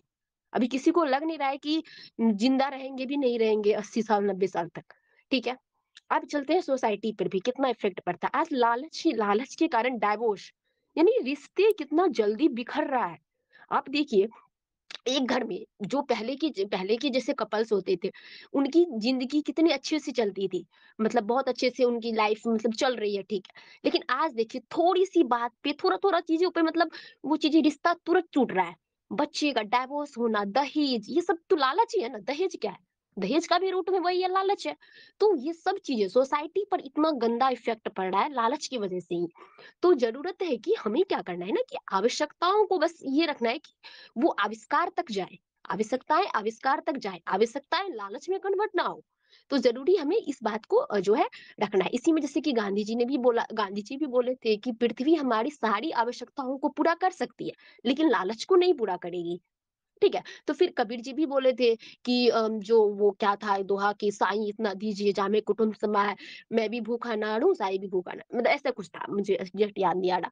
तो उसमें था ना कि मतलब हमें कितना, मतलब इतना दीजिए कि मैं भी खा सकूं, पर मेरी फैमिली भी खा सके, और जो हमारे दरवाजे पर आए मांगने के लिए कुछ हम उन्हें भी दे सके। सो हमारे बस इतना ही, यही तो है लाइफ का सही अर्थ भी यही है ना कि आपको जितना है उसको सेलिब्रेट करो और अपने लक्ष्य को बढ़ाते रहना है, बट ना तो रास्ते गलत करनी है, गलत रास्ते भी नहीं चुनना है। लक्ष्य ठीक है, अगर आप एसडीएम बन गए हो तो सेलिब्रेट करो ना यार। क्या जरूरत है तुमको वो सोचने का कि हाँ भाई मतलब किसी तरह से हमें आईएएस बनना है? नहीं, बनना है ठीक है, पढ़ाई करो, बट इसका मतलब ये नहीं है कि तुम अपने फैमिली को टाइम नहीं दे रहे हो, अपने बच्चे को टाइम नहीं दे रहे हो, अपने पेरेंट्स को नहीं देख रहे हो, ये सब चीजें नहीं करनी है। मतलब बैलेंस बनाकर चलना है अपने जो है हर चीज में, अपनी आवश्यकताओं में और अपने लक्ष्य में, ये सब चीजों में अपने जो ये सब चीजें को देखना है। तो सर मेरे बस यही था कहना, इतना याद। अब कोई और बोलना चाहता है तो बोल लीजिए, अभी ये मौका मिल रहा है, फिर शायद हो सकता है कभी इतना बोलने का मौका ना मिले। जी। जी जी सर। सर जैसे कि यहाँ पर सर देख सके कि राजनीतिक में सर नेता अपनी स्वास्थ्य के लिए जनता को गुमराह करते हैं। जैसे सर कि उनको धन पैसा देने के लिए भ्रष्टाचार करते हैं, भ्रष्टाचार हो जाता है सर कि पैसा देकर कार्य करवाते हैं, मैंने फेक वोट बनवाते हैं और जीत जाने के बाद सर वो काम नहीं करते हैं और वो सर बढ़ा चढ़ा कर फेक कर बोलते हैं कि ये कर दूंगा वो कर दूंगा, लेकिन सर वहां पर काम नहीं करते हैं। और सर यहाँ पर जैसे कि सर मैंने एक एग्जांपल दिया है कि व्यवसाय के लोग गुणवत्ता को नजरअंदाज करके सर वही नकली चीज बनाते हैं, कोशिश करते हैं नकली चीज बनाने के, जिससे ग्राहक को धोखा देते हैं और पर्यावरण को प्रदूषण होता है और मानव को भी इससे प्रभाव होता है, जिससे कि और मानव को भी इससे दिक्कत होती है और व्यर्थता पर से नुकसान होता है।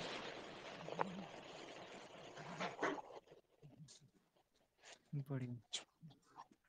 और तो किसी अब को बोलना है? इसके निष्कर्ष पर अगर कोई कुछ बोलना चाहता है बोल सकते हो, क्योंकि इस पर बहुत बातें हो चुकी हैं वैसे भी। हम्म।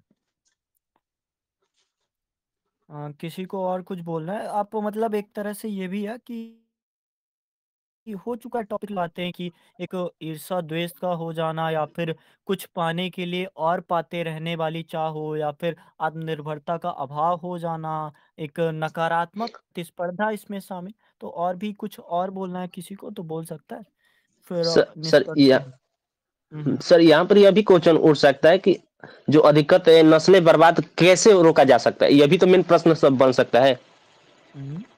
ये मेन हम तो निष्कर्ष ये में करें तो ज्यादा बेहतर है।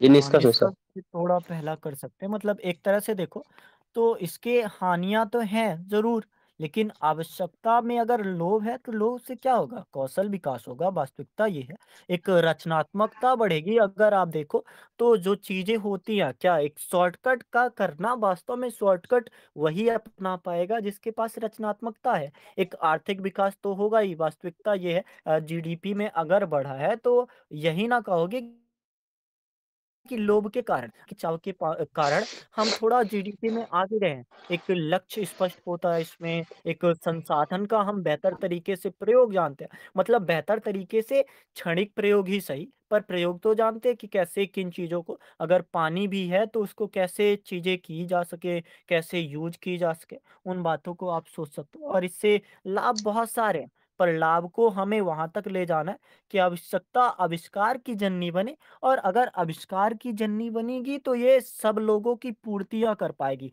सभी लोगों की जो एक चीज़ें हैं, या फिर कहें कि जिनको जिस चीज़ की माँग है, उस माँग को दे पाएगी। और फिर वो लोभ नहीं बचेगा। वो एक तरह से कह सकते हैं कि एक कल वाला ही टॉपिक याद कर लो, एक सहारा की तरह हो जाएगा कि ये हमारा सहारा है, अब इससे हम आगे बढ़ पाएँगे। हम अब अधिकार समझेंगे कि अगर जो हमारे अधिकार हैं, उससे अधिक कर देंगे तो हमारी भी नस्लें या फिर हमारी ये भी सभ्यता नष्ट हो। अगर एक सीमित रखेंगे तो लगातार, जैसे सतत पोषणीय विकास क्या ही बताता है, आप प्रबंधन करके चलो। आप जो चीजें हैं, जितनी चीजें आपको मिले आप उसका उपयोग जानो कि एक दिन में आपका यूज कितने होने वाले। तो उन सारी चीजों को, इसको अगर लोभ को कम कर लिया जाए, एक आवश्यकता तो है ही, और अगर आवश्यकता होगी नहीं तो हम पीछे चलते जाएंगे। तो उस आवश्यकता को एक सीमित, अगर कोयले की आवश्यकता है तो इसका दोहन कम कर दिया जाए, क्योंकि प्राकृतिक रूप से वो बहुत सारे पौधों को या फिर हमारे प्रकृति को ही खराब करता है, बर्बाद करता है। तो उन सारी बातों को हम दिमाग में सोच भी सकते हैं। जैसा और इन्होंने बताया, एक दहेज वाली बातें आप सोच सकते हो। दहेज का मिलना वास्तव में आवश्यकता है, लेकिन दहेज का लोभ हो जाना, आधिक्य वर्ड यूज किया है यूपीएससी ने, लोभ का आधिक्य हो जाना वास्तव में ये दिक्कत वाली चीज है। अंग्रेजी शासन का एक समझ सकते हो कि वो अधिकता होता गया। अगर उनका मतलब एक तरह से व्यापार करने आए थे, करते रहते सामान्य तरीके से तो हो जाता।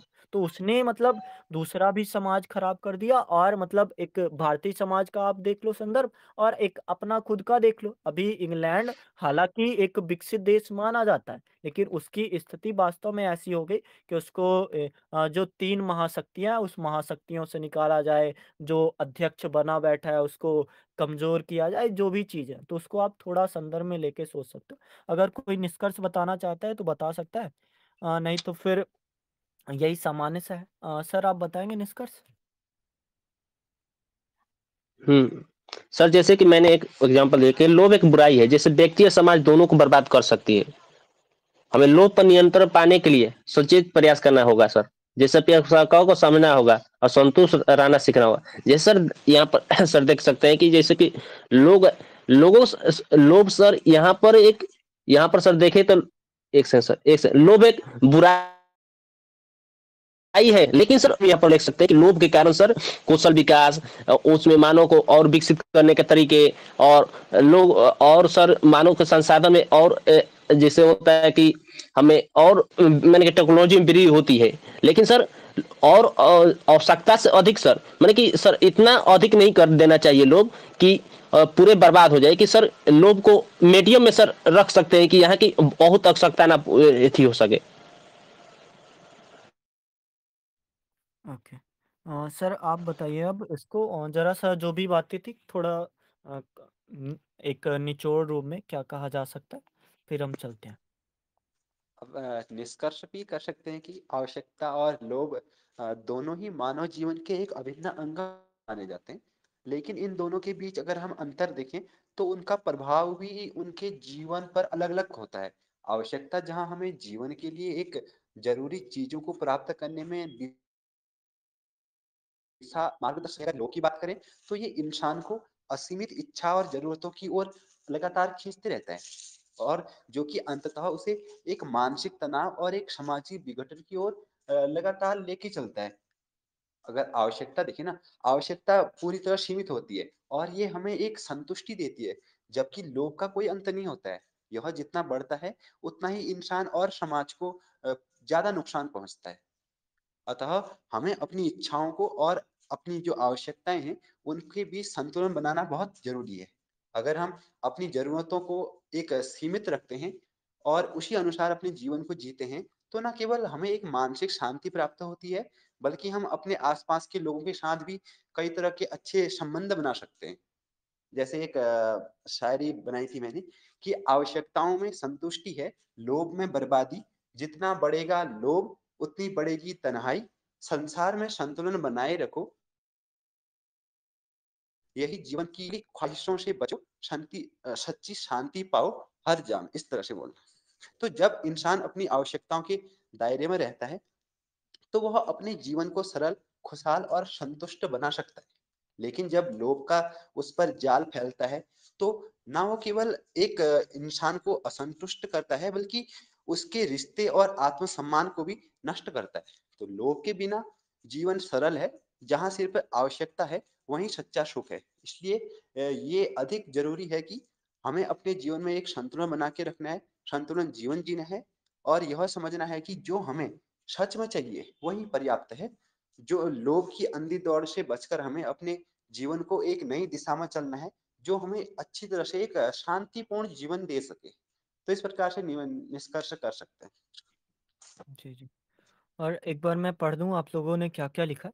तो एक संदर्भ आप थोड़ा देख सकते हो कि जैसे बहुत बार हो जाता है कि लोभ शब्द है, अब उसका कोई एक समानार्थी नहीं मिल रहा है या फिर पर्यायवाची नहीं मिल रहा है, तो वही-वही वर्ड हम यूज़ कर रहे हैं, तो हो जाता है कि बहुत बार वो यूज़ हो जाता है। देखिए मिशन कर्मयोगी जी ने की लिखा, लोभ बहुत ज़्यादा चाहना इसको मतलब एक रेफ़रेंस के रूप में आप इस शब्द को यूज़ कर सकते हो या फिर संतुष्ट ना हो पाना, हमेशा और अधिक पाने की इच्छा। और आपके दिमाग में जो भी बहुत सारी चीज़ें हैं, जैसे माया मिली ना राम को हम लोभ ही कह सकते हैं या फिर एक वो वाली कि माया का चाहना या फिर अधिक से अधिक भौतिकतावादी समाज में। तो आप उसके अल्टरनेटिव निकालिए, जब अल्टरनेटिव होंगे तो आपके जो एसे होगा, तो इससे ये भी नहीं लगेगा कि जो निबंध का शीर्षक था, शीर्षक से ही बातें करीब-करीब की गई हैं। तो ऐसा आप सोच सकते हो। और लोभ से बचने के उपाय संतोष, दान और ध्यान, नैतिक को अपनाएँ। लोभ के नुकसान तो अभी हम लोगों ने बातें कर ही लिया एक तरह से। जैसे नैतिक पतन हो ही गया, संबंधों में तनाव, मानसिक तनाव, बढ़िया। और कुछ और उदाहरण तो आप देख सकते हो, दौलत पाने की इच्छा हो या फिर एक प्रतिष्ठा वाली इच्छा हो। इंसान वर्तमान समय में प्रतिष्ठा की इच्छा ज़्यादा करता है और इंसान सोचता है ये प्रतिष्ठा बढ़ेगी हमारे एक धन संपदा से। जैसा पहले होता था ना, विद्या ददाति विनयम, तो अब हम सोचते हैं कि धन ददाति विनयम, कि धन ही हमें विनय विनय देगी। वर्तमान समय में हमारे दिमाग में आप गड़ी हैं। और लालच और नीड सेम है क्या? तो नीड एक आवश्यकता है, लालच मतलब आवश्यकता पूर्ति के बाद जो हम माँग रहे हैं कि और दो वाला भाव, कि आपने ₹10 तो दे दिए, ₹10 से पेट भी भर जाना है, लेकिन आप बचा के रखना चाहते हो अगले 4 दिन के लिए। तो वो बचा के रखने वाला भाव कि हमने पा तो लिया है पर बचा के भी रखेंगे। तो वैसा वाला भाव आस-पास आ जाता है। नींद, अगर आपको भूख लगी है, खाने की नीड है, तो आलस कहाँ से आएगा? आप उठोगे। हाँ, वही वाली बातें, एक आपने अगर कथन सुना होगा या फिर एक कविता है जो ये बताती है कि 3 लोग मरे, तो एक के मुँह से निकला राम, एक के मुँह से निकला माँ, एक के मुँह से निकला आलू। पोस्टमार्टम में पता चला पहले 2 के पेट भरे हुए थे। तो वही वाली बात है कि आवश्यकता भी वही होगी एक अमीर वर्ग की, कि आवश्यकता लोभ में बदल जाएगी। गरीब लोग तो आवश्यकता को बस यही समझेंगे ना कि मुझे मिलना चाहिए, और मिलना वही है। और ये भी नहीं कह सकते कि अमीर वर्ग भी ऐसा है। अमीर वर्ग एक आर्थिक विकास अगर चाहता है तो वो मेहनत करके अगर प्राप्त कर रहा है, तो उसमें भी कोई दिक्कत वाली बातें नहीं है। हाँ, बढ़िया है, इनको कर सकते हैं। और लोभ एक बुराई है जो व्यक्ति और समाज दोनों को बर्बाद कर सकती है, बढ़िया। भूखे इंसान, ठीक है। आलस भूखे पेट नहीं आता, जब पेट भरा हो तब आता है। लोगों को बचपन से ही मूल्य और नैतिकता की शिक्षा दी जानी चाहिए, उन्हें समझाया जाना चाहिए कि धन और शक्ति के अधिक, बढ़िया। सभी धर्मों में लोभ को पाप माना गया है, बढ़िया। धार्मिक शिक्षा लोभों को दूर कर देती है। हाँ, तो ऐसा ही लगभग करीब का हमारा निष्कर्ष होगा कि आवश्यकता का बने रहना ये सबसे ज़रूरी है, लेकिन आवश्यकता लोभ में ना बदलने पाए, ये भी सबसे ज़रूरी है। और अगर आवश्यकता लोभ में परिणित हो जाएगी तो एक दिक्कत वाली चीज़ है, और इसको हमें कोशिश करना जितना भी एक तरह से, चाहे ज्ञान के माध्यम, शिक्षा के माध्यम से या फिर जिन भी चीज़ों के, तो शिक्षा का लोभ ऐसा हो कि हम स्वार्थ के लोभ से दूर हो जाएँ। तो ऐसी बातें आप जो भी करना चाहते हो, जैसा अभी सर ने एक कविता बताई तो उससे अंत कर सकते हो, या फिर एक जो भी आपके दिमाग में संदर्भ आ रहा है कि आपको अगर प्राप्त करना है, तो आप ऐसा प्राप्त करो कि आपको कल भी काम करना पड़े। आप शिथिल जब हो जाओगे, या फिर एक वैसी वाली विचारधारा कि हम आज इतना काम कर लें कि कल काम करना ना पड़े, तो वैसी विचारधारा हमें लोभ की ओर ले जाएगी। और वैसा होगा कि हम आज तो कर लेंगे बहुत सारा काम, लेकिन कल काम नहीं करेंगे, फिर आगे भी काम ना करने की आदत हमारे दिमाग में बन जाएगी। तो ऐसा सोच सकते हो। और अब चलते हैं, बहुत सारी बातें होगी पर्यावरण के संदर्भ में, हमने बातें कर ली, एक नैतिकता के बारे में, संस्कृत के बारे में हमने बातें कर ही ली, ईर्ष्या द्वेष हो गया, स्वास्थ्य के क्षेत्र में हमने थोड़ी चीजें सोच ही ली हैं। सुख के संदर्भ में कैसे लोभ हमें सुख तक पहुंचाता है, जैसे अभी आप एक फेमस रील्स देख ही रहे होगे कि मनी कांट बाई हैप्पीनेस, फिर उसके बाद रील्स का ट्रांजिशन होता है, उसमें फिर कहते हैं कम टू दुबई आपको दिखाते हैं। तो वैसी वाली बातें आप जरा सा दिमाग में सोच सकते हो। एक आत्मनिर्भरता का अभाव हो जाता है जब लालच ऐसा बढ़ जाता है हमारे दिमाग में कि उस लालच को हम खुद भी नहीं समेट पाते, तो वो आत्मनिर्भरता हटा देता है, बल्कि उसके जगह एक शॉर्टकट की चीजें जरूरी कर देता है। तो वैसी बातें सोच सकते हैं। अब चलते हैं हम लोग, और लगभग बातें हो गई। ये सारी कहानियाँ, जितनी भी कहानियाँ, और भी कहानियाँ अगर मैं चाहता तो बता सकता था, लेकिन मुझे ऐसा लगता है इसमें थोड़ा कॉन्सेप्ट वाली बातें करना ज़रूरी था। तो कॉन्सेप्ट के नाम पर बाकी आप जैसे 99 स्वर्ण मुद्राएँ वाली कहानी हो गया, या फिर आप कोई और सी भी कहानियाँ या फिर कुछ और पंक्तियाँ दे सकते हो, और खुद सर के विचार अगर मजबूत कर लोगे तो ज़्यादा बेहतर होगा।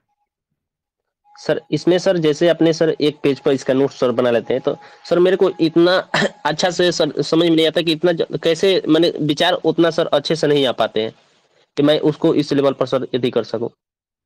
ये हाँ, सर वो कैसे करते हैं ये विचार थोड़ा सा। देखिए, मुझे ऐसा लगता है कि वो बस कुछ नहीं है कि उन्हीं बातों में थोड़ा एक गहराई से, जैसे आपके अगर खुद के नोट्स होंगे या फिर खुद का एक स्ट्रक्चर होगा, तो आपको बातें समझा देगा। जैसे बरकत जी ने भी एक यहाँ पे स्ट्रक्चर भेजा है, उसको अगर देखोगे तो उनका नज़रिया कि उसको उन्होंने क्यों लिखा, वो ज़्यादा क्लियर होगा।